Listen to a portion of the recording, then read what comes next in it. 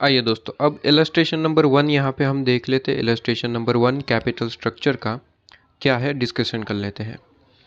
Illustration number 1 ये रहा। कहते हैं इलस्ट्रेशन नंबर 1, रूपा लिमिटेड करके कोई कंपनी है। ठीक है, रूपा लिमिटेड करके कोई कंपनी है जिनका EBIT आपको गिवन है 5 लाख रुपये, 5 लाख रुपीज़ आपको EBIT गिवन है। ठीक है, कहते हैं company has a 10% 20 lakh rupees वाले डिबेंचर है इनके पास। बहुत बढ़िया, 20 लाख रुपीज़ वाले डिबेंचर है जिनके ऊपर 10% के हिसाब से इंटरेस्ट रेट है। डिबेंचर का रेट जो है वो 10% है, इसका मतलब 10% इंटरेस्ट रेट है। ठीक है, कहता है equity capitalization rate. Equity capitalization rate का मतलब होता है KE। यहाँ पे बेसिकली लिख रखा है, एग्जाम में नहीं भी लिखा हो तो आपको समझ आना चाहिए कि इक्विटी कैपिटलाइजेशन रेट का मतलब होता है KE। ठीक है, जो आपको 16% गिवन है। बहुत बढ़िया। ठीक है, कहते हैं आपको कैलकुलेट करना है कुछ चीज़ें जो आपको नीचे पूछी गई है। क्या पूछा है? कहते हैं market value of equity and value of firm निकालिए। दो चीज़ें पूछी एक ही क्वेश्चन में। एक तो सबसे पहले मार्केट वैल्यू ऑफ इक्विटी निकालिए और फिर वैल्यू ऑफ फर्म निकालिए। बेसिकली वैल्यू ऑफ फर्म के लिए हमें मार्केट वैल्यू ऑफ इक्विटी तो वैसे भी निकालना पड़ता है, लेकिन इसने अलग से पूछ रखा है तो अलग से दिखा भी देंगे। ठीक है, कहते हैं ओवरऑल कॉस्ट ऑफ कैपिटल। ठीक है, जिसे हम KO भी कहते हैं, जिसे हम WACC, ठीक है, weighted average cost of capital भी कहते हैं अपने कॉस्ट ऑफ कैपिटल चैप्टर के अंदर। यहाँ पे हम इसे KO कहते हैं। ठीक है, KE की तरह KO यहाँ पे हम लिख देते हैं कि इसे हम इस चैप्टर के अंदर KO भी कहते हैं। और इसी चीज़ को कॉस्ट ऑफ कैपिटल में हम weighted average cost of capital भी कह सकते हैं। ठीक है, तो दो चीज़ें पूछी है, दो चीज़ें निकाल के दे देंगे। सबसे पहले तो यहाँ पे देखते हैं कि क्या क्या इन्फॉर्मेशन है। सर EBIT की इन्फॉर्मेशन है, आपके पास में डिबेंचर की इन्फॉर्मेशन है और KE गिवन है। तीन चीज़ें टोटल गिवन है और आपको पूछा गया है आपको weighted average cost of capital मतलब कि ओवरऑल कॉस्ट ऑफ कैपिटल और वैल्यू ऑफ फर्म। अब सिंपल मुझे ये बताइए वैल्यू ऑफ फर्म का फॉर्मूला क्या होता है।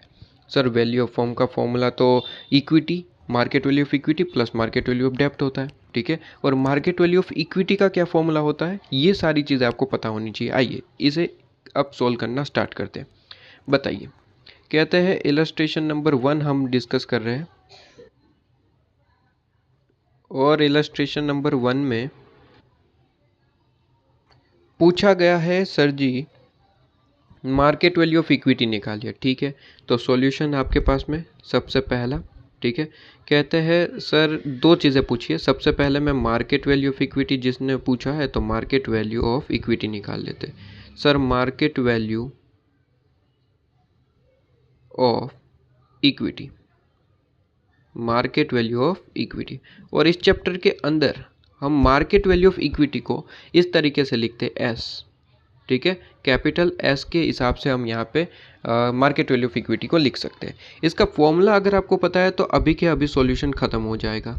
ठीक है, बेसिकली इस चैप्टर के अंदर जो कैपिटल स्ट्रक्चर थियरी है, बेसिकली इस चैप्टर ये जो चैप्टर है वो दो पार्ट में बटा हुआ है, एक EBIT EPS एनालिसिस और एक कैपिटल स्ट्रक्चर थियरी। ये जो इलस्ट्रेशन है वो कैपिटल स्ट्रक्चर थियरी का है। इसमें बेसिकली आपको 3-4 फॉर्मूले बस होते हैं, वो याद है तो पूरे का पूरा चैप्टर आसान तरीके से ख़त्म हो जाएगा। ठीक है, जैसे कि मैंने कहा कि sir market value of equity का अगर आपको फॉर्मूला पता है तो बस क्वेश्चन तो यहीं पे ख़त्म हो गया। ठीक है, कहते हैं मार्केट वैल्यू ऑफ इक्विटी का ज़रा सा फॉर्मूला याद करवा दीजिए दोस्त। कहते हैं सर जी अर्निंग आफ्टर टैक्स आपको लेना है, earning after tax, earning after tax, और डिवाइड बाय करना है सर जी की कॉस्ट ऑफ इक्विटी भी कह सकते हैं या फिर आप इसे कैपिटलाइजेशन रेट ऑफ इक्विटी भी कह सकते हैं। ठीक है, तो कहते हैं मार्केट वैल्यू ऑफ इक्विटी तो निकालना है, अर्निंग आफ्टर टैक्स और KE, ये दो चीज़ अगर आप निकाल लेते हैं तो अभी के अभी इसका आंसर खत्म, अभी के अभी इसका आंसर खत्म। कहते हैं अर्निंग आफ्टर टैक्स कितना है, सर वो नहीं पता हमको। EBIT क्वेश्चन ने दिया है, डिबेंचर की इन्फॉर्मेशन दी है, इक्विटी कैपिटलाइजेशन रेट की इन्फॉर्मेशन दी है, अर्निंग आफ्टर टैक्स कहीं दिख नहीं रहा है तो वर्किंग नोट बनाइए। अगर नहीं दिख रहा है तो उसे निकालने के लिए वर्किंग नोट बनाइए। ठीक है, तो कहते हैं सर जी वर्किंग नोट, कहते हैं सर जी वर्किंग नोट आपके पास में।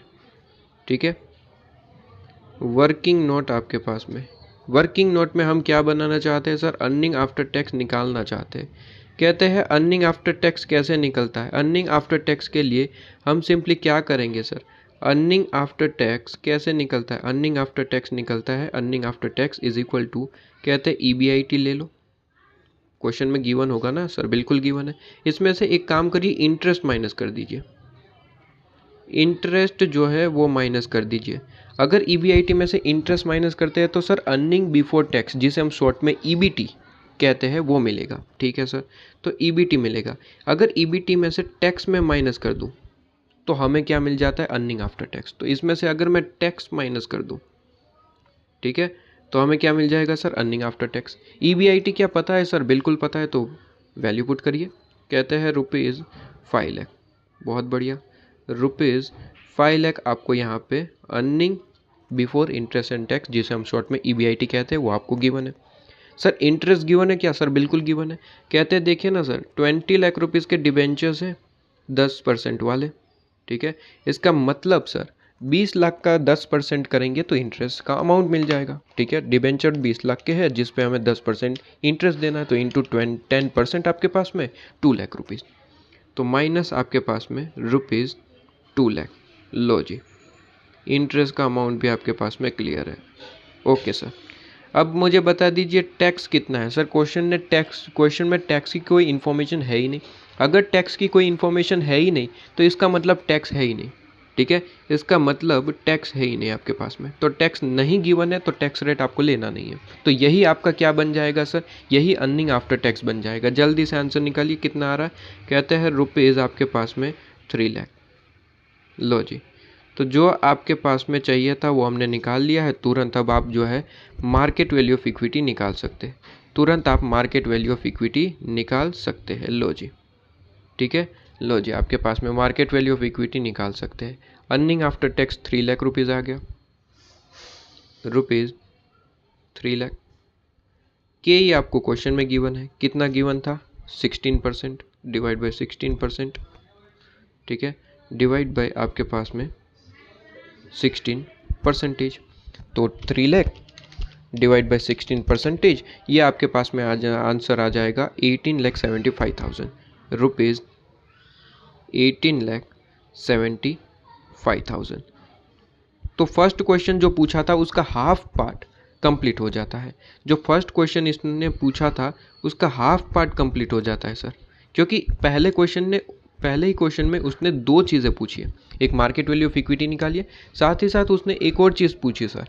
क्या चीज़, कहते हैं वैल्यू ऑफ फर्म भी निकालिए। वैल्यू ऑफ फर्म तो बड़ा ही सिंपल है, आपको फॉर्मूला पता ही होगा कि वैल्यू ऑफ फर्म कैसे निकलता है, सिंपल है सर। कहते हैं वैल्यू ऑफ फर्म, कहता है सर वैल्यू ऑफ फर्म निकलता है market value of equity plus market value of डेब्ट। तो कहते हैं मार्केट वैल्यू ऑफ इक्विटी निकालिए, जो कि वो ऊपर ऑलरेडी निकाल चुके हैं, 18,75,000। Market value of equity, market value of equity, जिसे हम शॉर्ट में कैपिटल एस इस तरीके से लिखते हैं, और उसमें हम ऐड कर देते हैं दोस्त, ऐड कर देते हैं आपके पास में क्या चीज़, ऐड कर देते हैं हम मार्केट वैल्यू ऑफ डेब्ट, ठीक है। कहते हैं मार्केट वैल्यू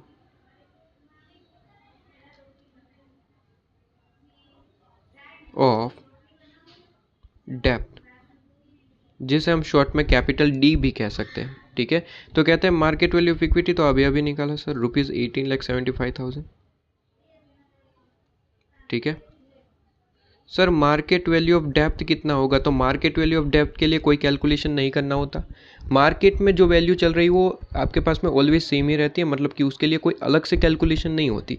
इक्विटी के लिए फॉर्मूला होता है जो कि हमने पुट करा, earning after tax divide by के, ठीक है। लेकिन वैल्यू ऑफ डेप्थ जो है वो ऑलवेज सेम रहती है, उसके लिए मार्केट वैल्यू वगैरह कुछ नहीं होता। जो भी वैल्यू है वो मार्केट वैल्यू ही मानी जाती है। मतलब कि आपको क्वेश्चन में जो कि 20 लाख रुपीज़ गिवन है, डिबेंचर डेप्थ है ना, तो 20 लाख रुपीज़ जो आपको गिवन है ये मार्केट वैल्यू ही है, ठीक है। तो आपको सिंपली क्या करना होता है, ₹20 लाख सिंपली डायरेक्ट ऐड कर देना होता है, ₹20 लाख। लो जी, तो कहते हैं 20 लाख ऐड कर दिया, तो आपके पास में क्या आंसर आ जाएगा, आपके पास में वैल्यू ऑफ फर्म आ जाएगा, ठीक है। जो इसने पूछा है कितना आ गया, 38,75,000 रुपीज़, 38,75,000। लो जी, ₹38,75,000, ठीक है जी। लो 38,75,000। लो जी, कंप्लीट हो गया। तो फर्स्ट जो इसने क्वेश्चन पूछा वो कंप्लीट हो गया। कहते हैं सेकंड भी क्वेश्चन इसने पूछा है तो वो भी कंप्लीट कर देते। बताइए क्या पूछ रहे हैं। कहते हैं sir overall cost of capital, word वही लिखिएगा जो इसने पूछा है, फिर वेटेड एवरेज कॉस्ट ऐसा कुछ मत लिखिएगा, ठीक है। तो जो उसने पूछा है वही चीज़ लिखिए कि overall cost of capital, overall cost of capital आपको पूछा है, ठीक है जी। ओवरऑल कॉस्ट ऑफ कैपिटल जिसे हम शॉर्ट में KO कहते हैं आपके पास में, वो चीज़ हमें पूछ ली गई है, ठीक है। ओवरऑल कॉस्ट ऑफ कैपिटल मतलब कि weighted average cost of capital, ठीक है। कॉस्ट ऑफ कैपिटल चैप्टर के अंदर जो आप पढ़ते हैं, इसका वो फॉर्मूला भी यूज़ कर सकते हैं, लेकिन बेसिकली वो जो फॉर्मूला आप यूज़ करते थे आपको याद है ना कि कैपिटल की कॉस्ट और इनटू वेट करते थे और मल्टीप्लाई करके जो भी टोटल आता था उसे हम क्या कहते थे, weighted average cost of capital. Cost of capital chapter में आपने ऐसे बहुत सारे क्वेश्चन करे होंगे, ठीक है। तो कहते हैं उस तरीके से यहाँ पे नहीं हो पाएगा। क्यों? क्योंकि आप देखिए यहाँ पे कि इन्फॉर्मेशन जो है वो EBIT, ठीक है, आपके पास में वैल्यू ऑफ डेप्थ के ऐसी इन्फॉर्मेशन गिवन है। आपको यहाँ पे कॉस्ट ऑफ कैपिटल की इन्फॉर्मेशन नहीं है, मतलब कि वो फॉर्मूला आप अप्लाई नहीं कर पाएंगे, ठीक है। लेकिन हाँ, इसका एक और फॉर्मूला है जो स्पेसिफिकली इसी चैप्टर के लिए बनाया गया है। कहते हैं इसका फॉर्मूला कुछ इस तरीके से है कि आप लीजिए EBIT, आप लीजिए यहाँ पे EBIT, इसमें से माइनस कर दीजिए टैक्स, अगर क्वेश्चन में गिवन है तो, नहीं गिवन है तो सिंपली टैक्स को इग्नोर कर देना है, और डिवाइड बाय क्या करना है sir, value of firm, value of firm, ठीक है जी, वैल्यू ऑफ फर्म। बताइए EBIT कितना है, EBIT कितना है। EBIT तो सर क्वेश्चन नहीं दे रखा है, ₹5 लाख, बहुत बढ़िया, ₹5 लाख आपके पास में क्या है सर, EBIT। टैक्स कितना है क्वेश्चन ने दिया ही नहीं है, नहीं दिया है तो मतलब कि उसे इग्नोर कर देना है। वैल्यू ऑफ फर्म अभी अभी निकाला 38,75,000, 38,75,000। लो जी 38,75,000, और यहाँ पे आपके पास में KO आपके पास में परसेंटेज में आता है, पॉइंट में आता है, ठीक है। तो 5 लाख डिवाइड बाई 38,75,000, तो यहाँ पे आपके पास में आंसर आ जाएगा 12.90%, 12.90%, ठीक है, 12 पॉइंट आपके पास में 90%। लो जी, इसका भी आंसर आपके पास में क्लियर हो जाता है, ये भी आंसर आपके पास में क्लियर हो जाता है। तो इसी क्वेश्चन को यहाँ पे हमने कंप्लीट कर दिया। एक बार के लिए सॉल्यूशन चेक कर लेते हैं। आप यहाँ पे देख सकते हैं सर, वैल्यू ऑफ फर्म जो इसने पूछा था वो भी हमने यहाँ पे कंप्लीट कर दिया, और जो KO निकालने के लिए कहा था वो भी आपके पास में मैच कर रहा है 12.90%, ठीक है। तो ओवरऑल आपके पास में ये पूरे का पूरा सॉल्यूशन आप जो है कंप्लीट देख सकते हैं यहाँ पे, ठीक है। और आप इसे स्टॉप करके अगर कुछ नोट डाउन करना चाहे तो कर भी सकते हैं। यहाँ पे मैं स्क्रीन को स्टॉप कर रहा हूँ, आप वीडियो को स्टॉप करके नोट डाउन कर सकते हैं। ये फर्स्ट स्क्रीन आपके पास में, और ये आपके पास में सेकेंड स्क्रीन, ठीक है। वीडियो को स्टॉप करके नोट डाउन कर सकते हैं आप, ठीक है जी। अब नेक्स्ट इलस्ट्रेशन देखेंगे।